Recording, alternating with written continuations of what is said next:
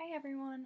The issue I'm going to discuss today is are dress codes a form of sexual oppression?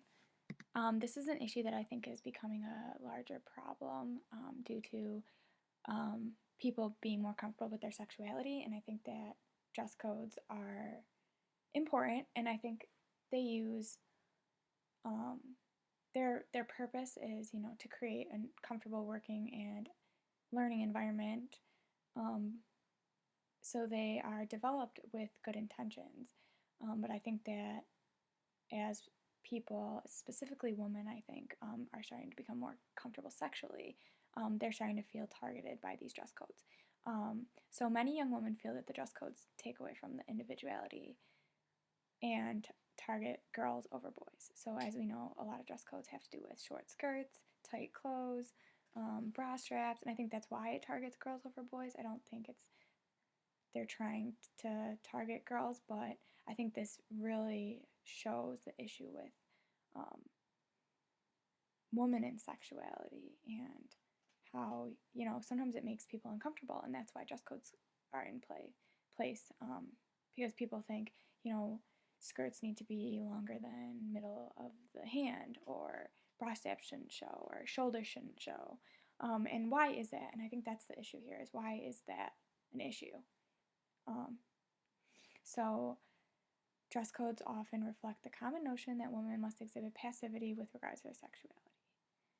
And I think dress codes really do show this, because to a certain extent, how inappropriate is a skirt that's a little bit higher than the fingertips, that's where the issues come into play. So, do dress codes inhibit sexual rights? The Declaration of Sexual Rights states that a sexual right includes gender equality, which refers to all forms of discrimination. So the two issues with dress codes are the enforcement, which many young girls feel that they are not only targeted, but the way that it is handled is unfair and is demeaning to them. There's a lot of articles of girls stating situations that happened in schools that were kind of demeaning. And the second is a focus on female students, which again I think some of it has to do with girls' choice of clothing is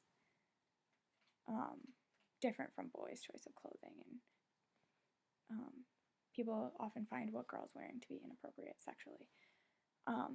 So the issues aren't about the dress codes themselves, but the sensitivity regarding how they are enforced and how they make students feel. So I put the articles in here because, especially the Friedrichs one, there are myths regarding dress codes, and how many dress codes end up being oppressive because they,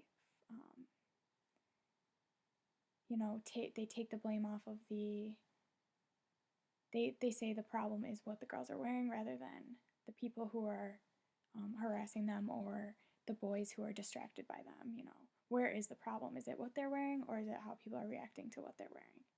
And I think that's where sexual oppression a lot of it has to do with sexual oppression and society's expectations on how people need to express their sexuality, if they should be expressing their sexuality. So, yeah, so thanks. That's it.